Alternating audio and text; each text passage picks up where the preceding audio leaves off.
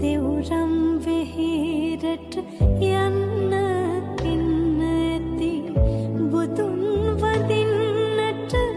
ඒ කාලේ නිවන් දකින්නට පින්මති වෙන්න ඇති ඒකයි තවමත් සංසාරේ බුදුහාමුදුරු අපිත් දකින්නැති බනත් අහන්නැති ඒ කාලේ